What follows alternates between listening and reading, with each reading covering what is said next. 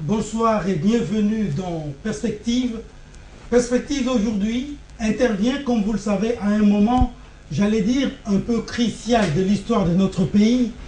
Crucial pourquoi? Parce que nous avons longtemps soutenu un suspense qui a finalement été levé. C'est la désignation du dauphin par le président de la République. Cette désignation est intervenue au moment où les candidats présidentiables déposaient leur candidature. Et justement aujourd'hui, dans cette émission que je vais co-présenter avec mes deux confrères, à ma droite, Jean-Claude Kouzikessa de CCTV, à ma gauche, Eric Iziani d'Antena, nous allons parler de candidature, du processus électoral et plus ou moins du profil de candidat président de la République. Pour cette édition, nous allons recevoir M. Gabriel Mokia. Il est président national de MDECO, Mouvement des démocrates congolais. Bonsoir et bienvenue, monsieur le futur président, on peut le dire. Merci, bonsoir à tout le monde et bonsoir aussi au peuple congolais. Alors, ça fait bientôt une semaine depuis que vous avez déposé officiellement votre candidature. Première question, en quelle qualité avez-vous déposé votre candidature à la magistrature suprême? J'ai déposé pour le compte de mon parti, le MDECO. J'ai été choisi par le Conseil national le dimanche passé, pas ce dimanche, l'autre dimanche. On m'a désigné le seul candidat aux élections présidentielles pour le MDECO, c'est Gabriel Mokia. Et c'est passé dans les réseaux sociaux, c'est passé dans les chaînes de télévision. Donc, je suis un candidat sans litige. Je suis venu sous la volonté des membres de mon parti, du Conseil national, qui est l'organe de décision dans notre parti. À votre niveau personnel, avez-vous pris le temps de calculer les conséquences qui découlent du fait que vous ayez pris la grave décision? J'appelle ça grave décision parce que c'est le destin de tout un pays que vous dites être capable de mettre sur vos épaules. Merci, monsieur le journaliste. 28 ans d'élite. J'ai combattu pendant 28 ans sous l'étiquette du président des partis politiques, le MDECO. Maintenant que le moment est venu, pour que je ne puisse pas seulement sillonner le monde président de MDECO, président, mais président, il faut maintenant poser des actes. C'est le moment où on voit qui est président, qui n'est pas président des partis politiques. Je suis président, choisi par les membres. Les membres ont fait le chèque par les responsables de notre parti en matière financière. On a payé. Je suis la candidate. Et j'ai mûri ma décision parce que au niveau des médias, je suis imbattable. Pendant 28 ans, j'ai sillonné partout. Moi encore, vous les journalistes, les trois intelligents qui m'ont toujours réussi, il n'y a jamais eu des échecs en face de vous pendant mes interventions. Ça, c'est le premier point. Deuxième point, je défendais toujours le peuple. Et le peuple est toujours derrière moi, d'accord avec mes propos. Bien que certains propos m'avaient coûté trop cher, j'ai fait de multiples prisons à raison de mes opinions, qui étaient mal comprises par les pouvoirs à place. Maintenant, je suis sorti de l'ornière et j'ai dit, mais voici, tout ce que j'ai dit, ça doit être capitalisé par notre peuple pour me confier cette responsabilité de trôner au sommet de l'État, afin d'appliquer à la loupe mon projet de société que j'ai toujours défini devant vous. Bon, Président, soit dit en passant, nous ne sommes pas en période de campagne électorale, donc nous vous avons invité par le fait même que vous ayez pris le courage de déposer votre candidature. Il y aura un moment où vous parlerez de long en large de votre projet, en long en large de votre projet, mais pour l'instant, gardez-vous de faire la propagande électorale. Je passe la parole à mon confrère Jean-Claude Kouzekessa. L'État congolais a déjà empoché mes 100 000 $, exigés. Mais cela ne vous permet pas de faire de la campagne. Parce que je ne fais pas la campagne. Les calendriers j'ai déjà payé 100 000 $. Un candidat valable. N'ayez pas peur. Nous ne sommes pas encore en campagne, mais nos adversaires de la majorité font déjà leur campagne. Très bien, allons-y. Donc il faut aussi des fois aussi fermer les yeux aux opposants, parce que l'opposition est toujours malmenée, mal aimée par les pouvoirs. Très bien, on a compris, Gabriel Mokia. J'ai des préoccupations dans cette intervention. Merci.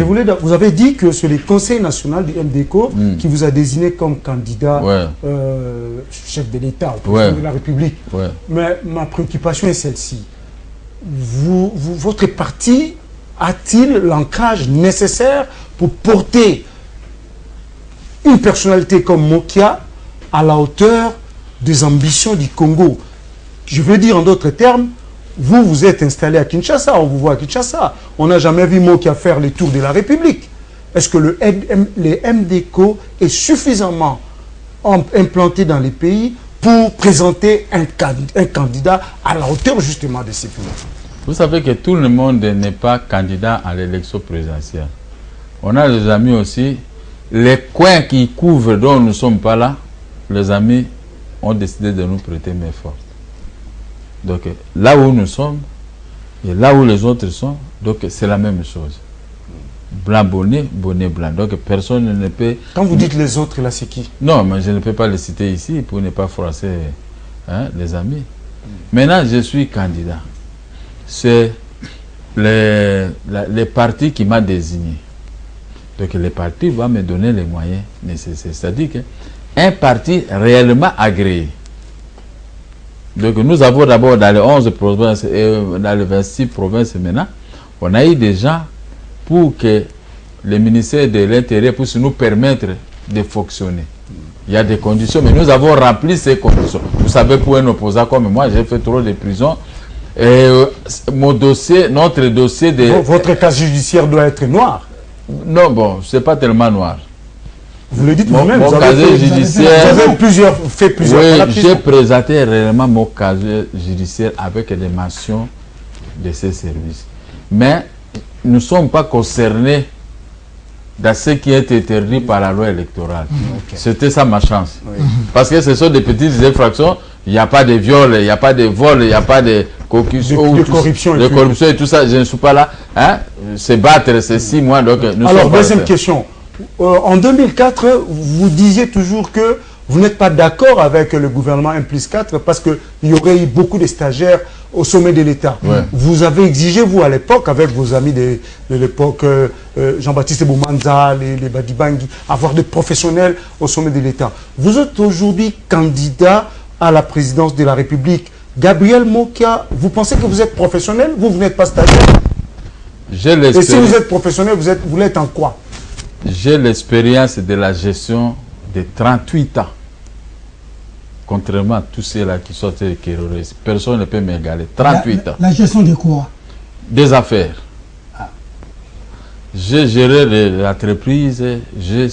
J'ai commencé avec 500 $. Aujourd'hui, si je totalise tout ce que j'ai, je suis dans les 70 à 80 millions de dollars.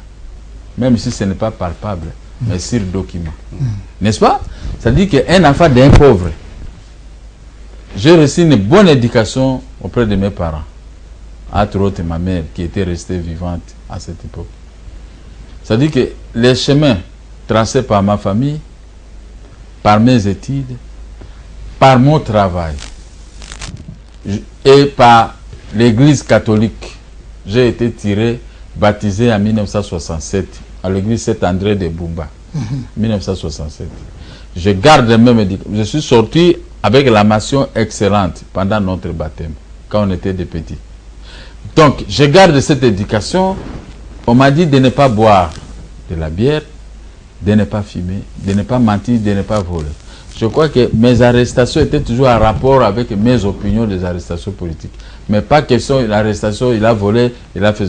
Donc, cette éducation, je vais ramener ça au sommet de l'État.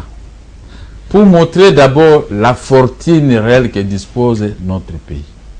Puisque comme je n'ai pas pu voler dans mes propres petits et moyennes entreprises associées avec mes enfants, donc les biens de l'État resteront en faveur de l'État. Vous comprenez?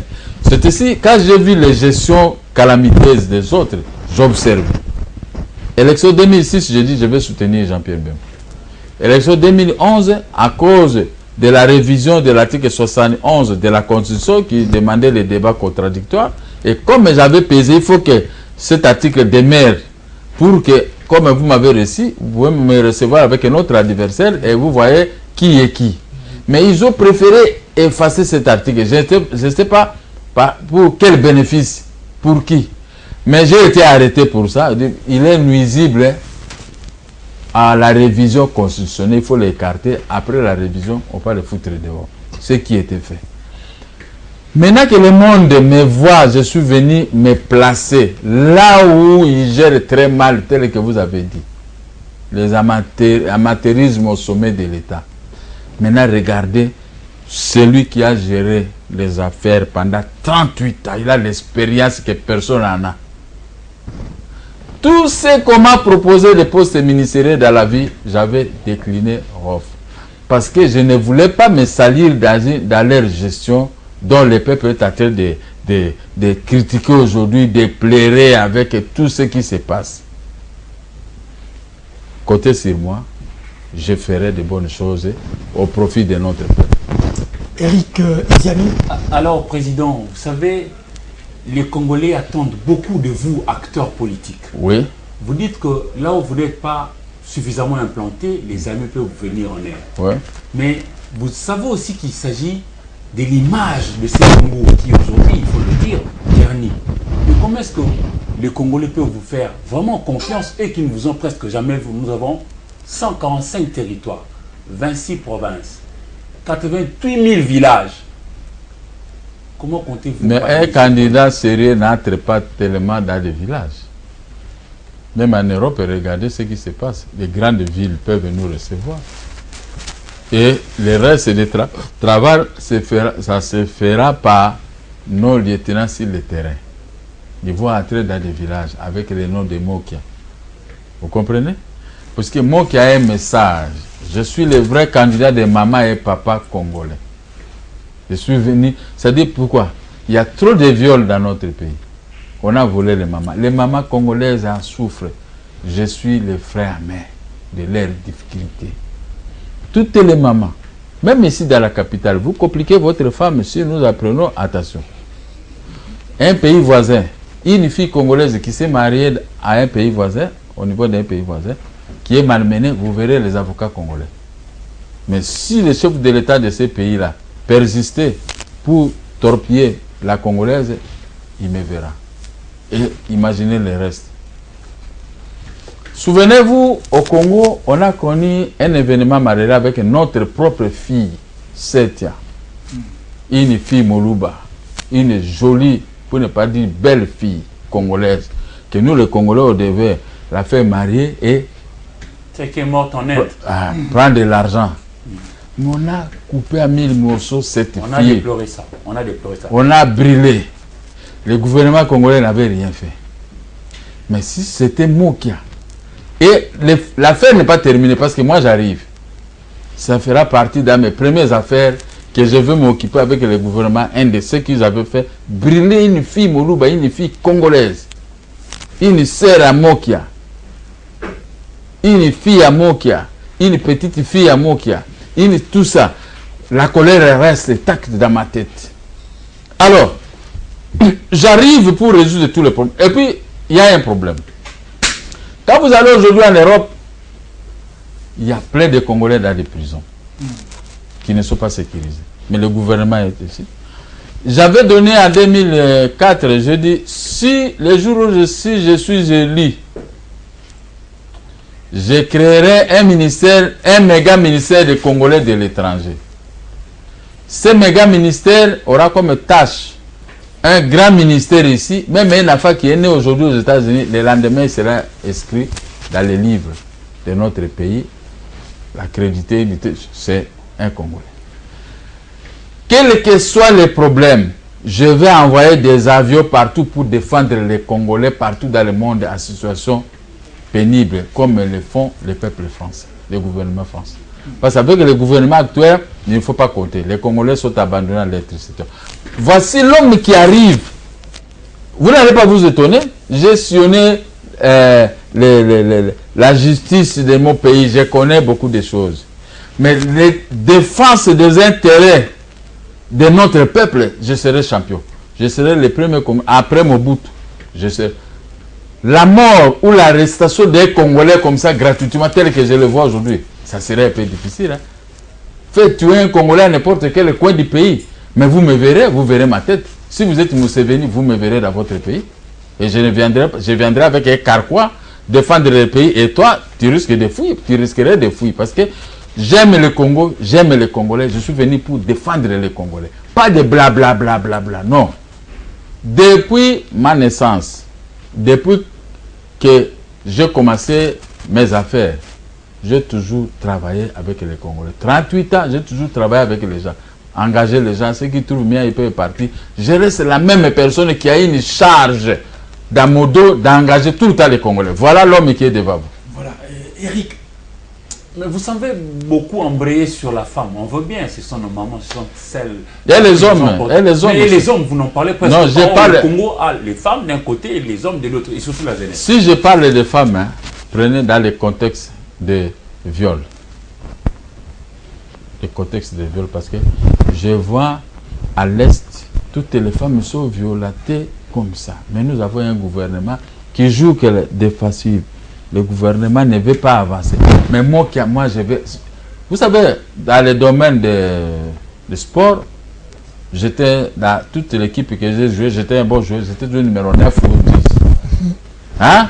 Et je sais marquer des buts. Et j'étais toujours un buteur. Même en Ngiringiri, là où j'habitais, Bandalungwa me connaît, Kitambo me connaît, Senalco, Selemba me connaît. Même derrière la prison, je ne savais pas que je pouvais faire des métiers de prison. Mais moi, je venais jouer les jeux de billes et jouer au foot. J'étais toujours le meilleur buteur.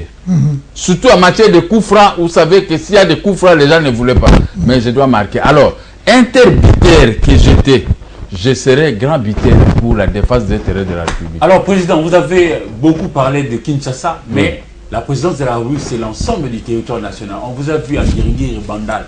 Mais ne voyez-vous pas que vous risquez de donner raison à ceux qui ont pensé que vous êtes allé déposer votre candidature pour servir de bras à celui que vous allez choisir plus tard? Ainsi, je ne serai pas là où on va choisir. Si vous me voyez, les go de campagne commencent, vous me trouvez à Lubumbashi, vous me voyez au Kivu, vous me voyez par-ci par-là. On ne vient pas chercher à être au sommet de l'État pour blaguer.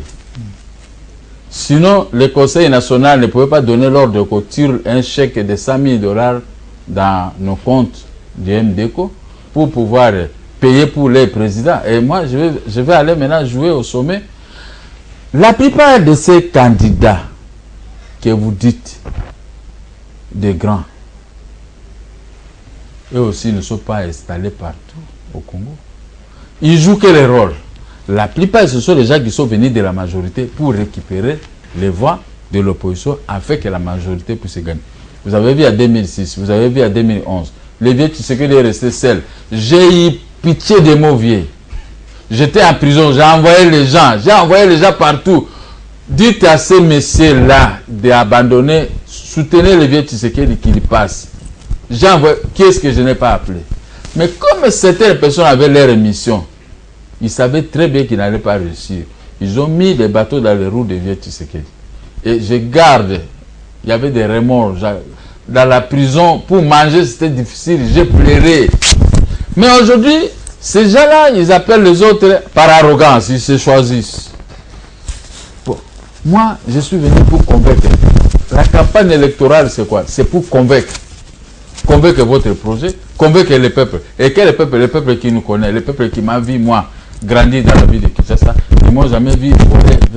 Mais comme la campagne électorale va devoir nous départager, je crois que les détenteurs des souverains primaires que nous appelons peuple va jeter son dévolu envers le président Gabriel Mokia qui a la volonté de sauver et de protéger son peuple. Alors, Président, nous avons compris Mais j'attire votre attention parce que vous avez des relents à mettre en avant-plan ce que je pourrais appeler vos points forts de campagne électorale. Non, je réponds seulement à vos questions. Si je ne réponds pas, le peuple dit voilà, il n'est pas capable de répondre. Je réponds seulement à vos questions. Alors, nous n'allons pas revenir comme tel à la désignation du dauphin. Nous connaissons le dauphin, c'est Emmanuel Ramazani. Est-ce que ne croyez-vous pas que la désignation de ce monsieur a été hautement stratégique? Bref, d'après une certaine lecture, c'est serrer un moyen pour bien diviser l'opposition. Mokia dirait, Ramazani, je pèse plus que lui, je vais les battre, je ne retire pas ma candidature. Kamere dira la même chose, Matungulu la même chose, Mozito la même chose, etc. etc. Ne croyez-vous pas que vous risquez d'être pris par le piège, vous tendu par la majorité présidentielle? Vous voulez dire que Ramazani c'est là pas? Bon, si il est comme ça, mais nous allons le manger. Il ne va pas tenir. Ramazani, il n'a pas un discours à tenir. Vous allez le manger pour être pris par la maison? Oui. Donc on a mis l'appât et la maison. Oui.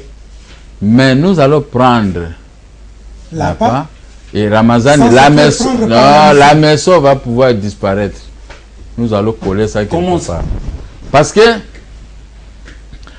je vous dis une chose. Ramazani est mal tombé. Il est venu dans un environnement complètement détruit par son prédécesseur. Il lui a laissé une bombe à retardement.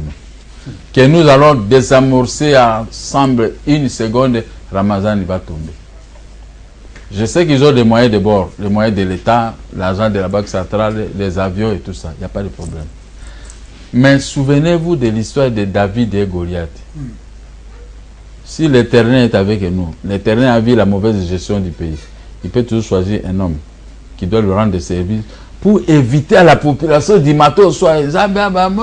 Tout le monde prie Dieu, pas pour que son âme, le jour de sa mort, puisse aller entrer directement au ciel, mais pour que Dieu lui donne du pain. Nous croyons toujours au miracle de Jésus, les pains et les poissons.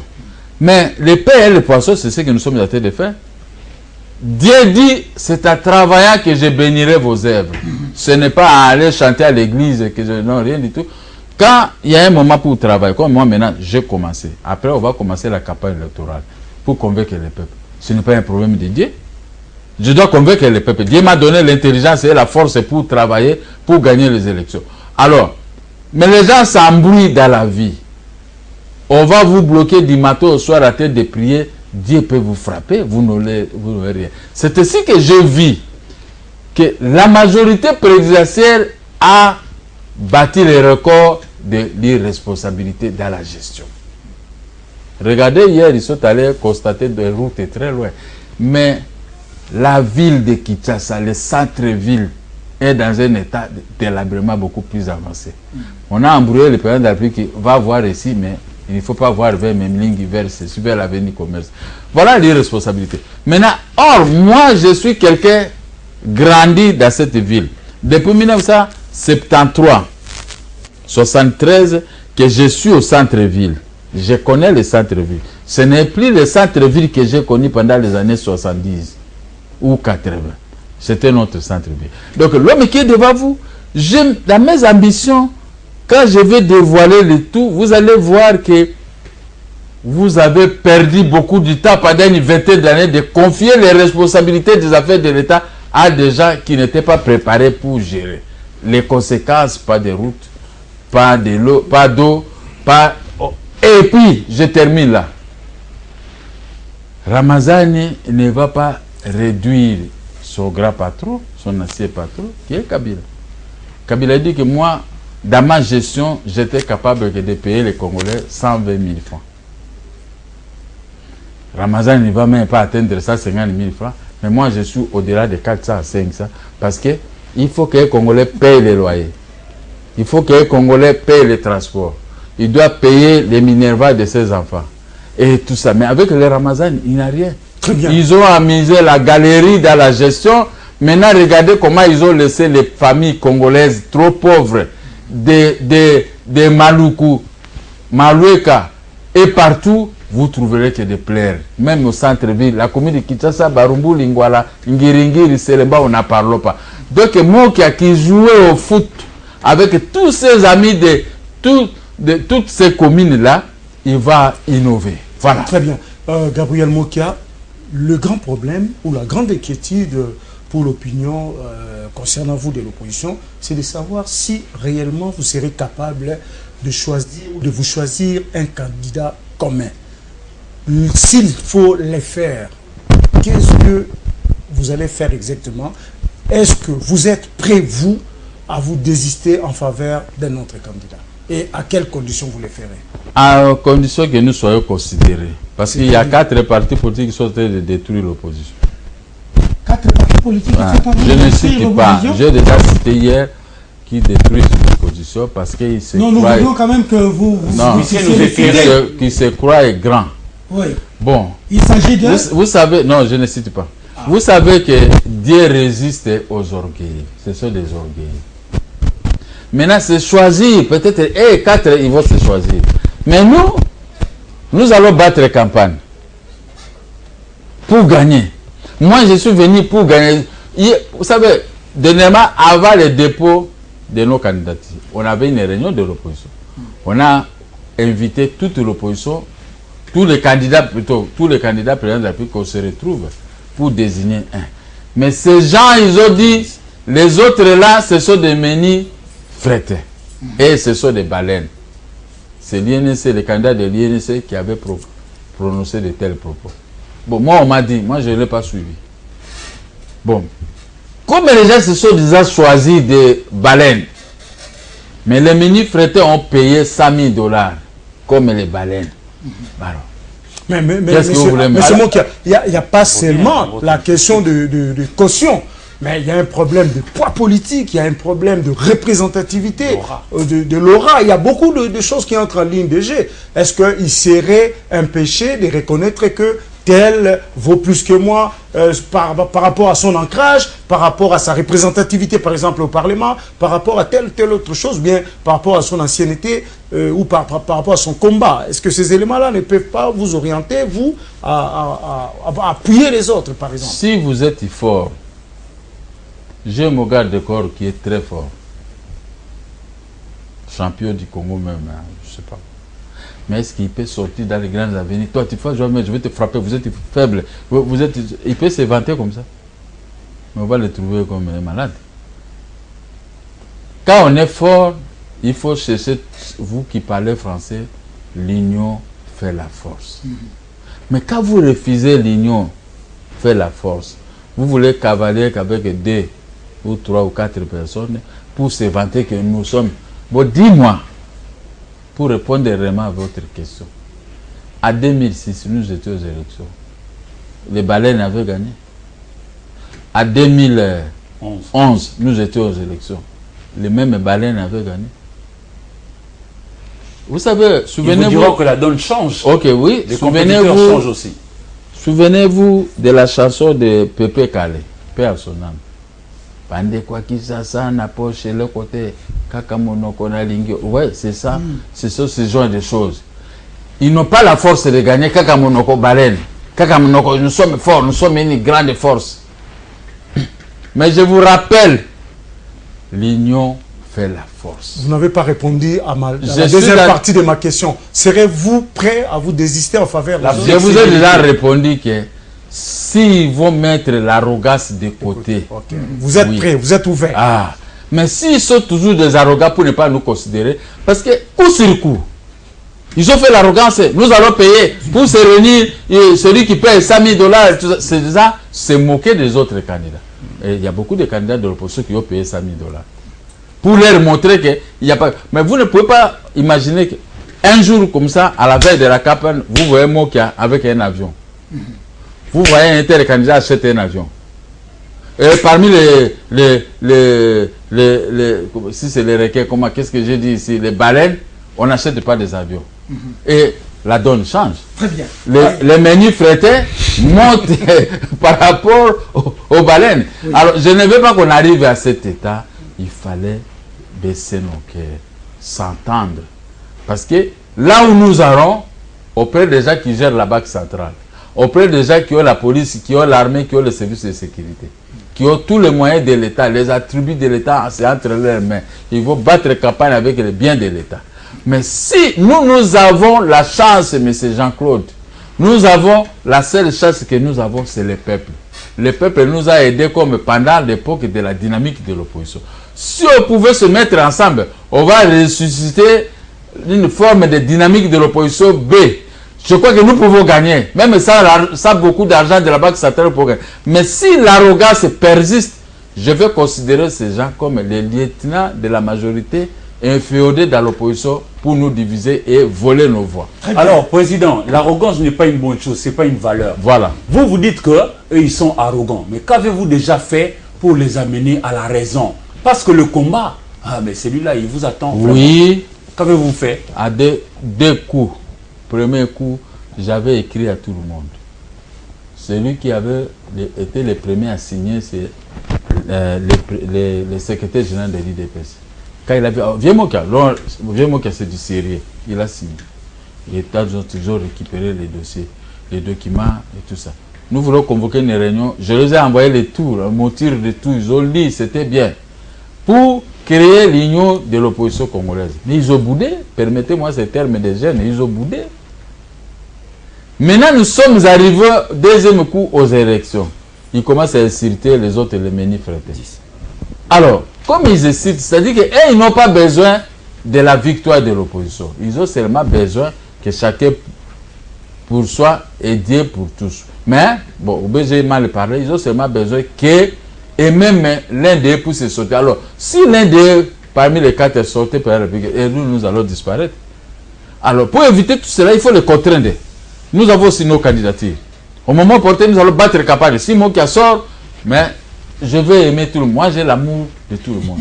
Même ceux qui m'ont mis en prison, je le confirme devant votre micro. Personne ne peut avoir peur de moi. Je suis un homme, un chrétien, depuis 1967. Je ne peux pas régler des comptes aux gens. Je suis un monsieur, vous m'avez arrêté, peut-être c'est Dieu lui-même qui va vous demander pour tel et tel péché de me faire ça. Mais si je gagne, je serai le président de tout le monde. Et devant notre peuple, je suis le candidat de tout le monde. Il faut qu'il y ait la force. Si ceux qui n'ont pas géré, qui n'ont pas laissé la situation catastrophique auprès de notre peuple, la situation que les gens sont en train de déplorer, quand vous entrez partout, même les grands marchés que moi j'ai passé ici quand j'étais jeune. Mais pour entrer maintenant, je dois au grand marché. Alors que j'habite tout près des grands marchés, c'est méconnaissable. Donc, c'est-à-dire que nous devons nous organiser, mettre notre arrogance de côté, pour trouver une solution qui va aider notre peuple. Très bien. Monsieur Mokia, il nous reste un peu moins de 10 minutes. Merci. Mais si vous permettez, nous entrons un tout petit peu dans le social, dans votre social. Merci. Vous êtes passé sur nos plateaux ici et vous avez dénoncé le fait que vos maisons avaient été achetées indûment. D'autres vous ont été restituées après avoir remporté le jugement. Où est, par exemple, la situation avec la maison que vous vous disputez avec le gouverneur Ngoïka Sandji? Ngoïka Sandji fait sortir des biceps parce qu'il est de la majorité, parce qu'il se vante. Moi qui ne ferai rien, moi je suis de la majorité. Mais il oublie que les cabinets de chefs de l'État avaient écrit au ministre de la Justice, examiner les dossiers de Mokia de ces maisons et les restituer. J'ai les documents. Et le ministre de la Justice a examiné, il a écrit, il a réservé copie au chef de l'État. Tout est juste. L'argent et les maisons, tout est juste. Et les autres maisons? Et tout ça. Non, attendez. Mais maintenant, les gouverneurs de la Banque centrale, après avoir vendu toutes les maisons de la Banque centrale, plus de 47, c'est pour aller construire chez moi, là où moi j'habite. La fortune, les 15 millions de dollars que Matata, non pas Matata, excusez, l'ancien gouverneur de la Banque centrale, Massango avait dit que toutes ces maisons-là avaient coûté 15 millions de dollars. Ils sont venus construire avec ça dans ma résidence. Et l'autre gouverneur de Kassai Oriental, lui aussi, il a construit là où moi j'ai dormi. Ils ont construit ça suite à l'arrêt de la cour d'appel qui nous avait arraché ces maisons. Maintenant que cet arrêt vient d'être cassé par l'arrêt de la cour suprême, un bon juriste, un homme de Dieu, peut encore continuer à rester dans ma maison parce que maintenant, demain, je vais écrire au gouverneur de Bak Satara, au gouverneur Ngoïka Sage, et à la maison IAC ici, les montants. Vous allez commencer à payer 30 000 $ par mois, c'est juste 25 000 $, parce que c'est 70 000 $. Je vais vous calculer, ça fait 5 mois que vous êtes là arbitrairement, parce que j'ai le document, l'État m'a donné. Mais le problème, c'est que il y a des opposants qui sont en prison, arrêtés, des fois à raison de leurs opinions, comme moi, mes collègues. Ils ont été condamnés par la justice, était rendue à ce moment-là par au nom du peuple, l'article 149 de la Constitution. Et les décisions sont exécutées au nom du président de la République. Maintenant, mes collègues qui sont en prison, les Moyamboé, sont là par l'exécution du chef de l'État. Mais maintenant, moi, je viens de gagner. On est en train d'exécuter au nom du président de la République. Le poste que moi aussi, je vais gagner demain. Je vais prendre demain. Mais comment maintenant il y a obstruction à l'exécution? Il y a obstruction même là où on m'a installé, on m'a réinstallé, là où il y a la maison l'IAC, mais on me refuse l'accès. La police vient faire obstruction, ce n'est plus le parquet, c'est la police. Les parquets, les tribunaux m'ont installé. Voilà en gros votre question, c'est-à-dire quoi? Nous devons bannir les régimes des hommes forts. Quand vous avez raison, Lick, vous avez raison. Quand vous avez tort, vous avez tort. Maintenant, aujourd'hui, il y a une confusion. Quand vous avez raison, les hommes forts vous retirent cette raison, vous attirent vers les torts, comme le Ngoïka Sanje. Maintenant, si moi je deviens chef de l'État, et Ngoïka Sanje, est-ce qu'il peut me regarder? Si l'un de nous, l'opposition, devenait chef de l'État, Ngoïka Sanje, parce que maintenant, il est en train de salir. Je termine là. Il est en train de salir l'image de marque du président de la République sortant, M. Joseph Kabila, qui, à son nom, on est en train d'exécuter la décision de justice sur base de l'article 149 de la Constitution. Si le président de la République était un monsieur, il peut chasser Ngoïka Sanje de son poste parce qu'il fait obstruction à l'exécution d'une décision de justice. Mais les Mouyambo et les John Ndonga, ils sont en train de rester en prison à raison de l'article 149 à l'exécution par le chef de l'État. Voilà la question. Parce que j'ai le vent à poupe, j'ai un arrêt de la Cour suprême, mais personne ne veut les respecter. Mais c'est quel pays? Voilà, président. Voilà le pays que moi je vais gouverner pour mettre de l'ordre dans l'administration de la justice et dans l'exécution des décisions de la justice. Ok, il ne nous reste que moins de 5 minutes. Très bien. Jean-Claude va poser une question, Eric va poser une question. Je serai bref.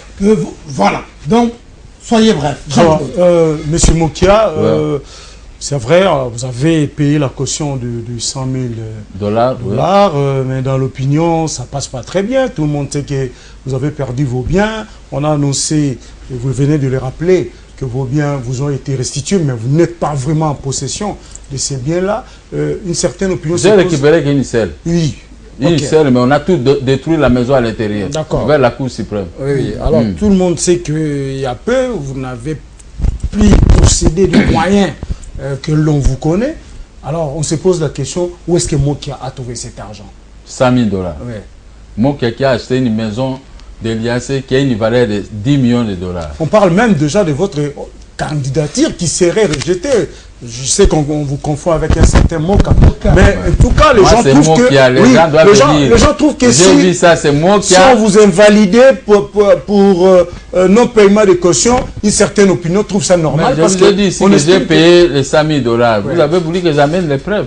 Quand vous déposez le dossier à la CENI, première chose que les dames et les messieurs regardent, c'est la caution. Et moi, quand on a vu ça, le respect était à l'heure, côté concept. Mais je réponds seulement une minute à sa question. J'ai commencé les affaires depuis 1977. Vous ne pouvez pas avoir peur de moi pour 100 000 $ quand même.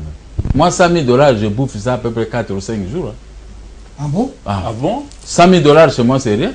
Dans un pays comme le En tout cas, moi, je vous dis, à l'époque, de l'orgueil, ça. Alors, à l'époque, moi, je me promenais toujours avec 10 000 $. Ouais, je savais que vous allez dire l'arrogance. Mais quand on m'humilie, où est-ce qu'il a trouvé 100 000 $? Mais là, ce n'est pas 10 000 $. Moi, je me promenais toujours avec 10 000 $ dans mes poches. Si je n'ai pas l'argent dans mes poches, c'est que j'ai 2 ou 3 000 $. Les temps ont changé, mais c'est vous qui a. Même si l'État, tout dépend de mes investissements. Je vous dis que la maison là, de l'IAC a une valeur de 10 millions $. Mais quand vous aurez le pouvoir de l'État entre vos mains, vous allez répondre avec votre vie. Je ne peux pas confondre l'argent de l'État et mon argent. Je suis un opérateur économique. Moi, je sais produire de l'argent. Mais à votre question, les 100 000 $, quand vous m'assimilez, vous regrettez les 100 000 $, vraiment, je regrette. C'est le Conseil national de mon parti politique qui avait fait le chèque de 100 000 $.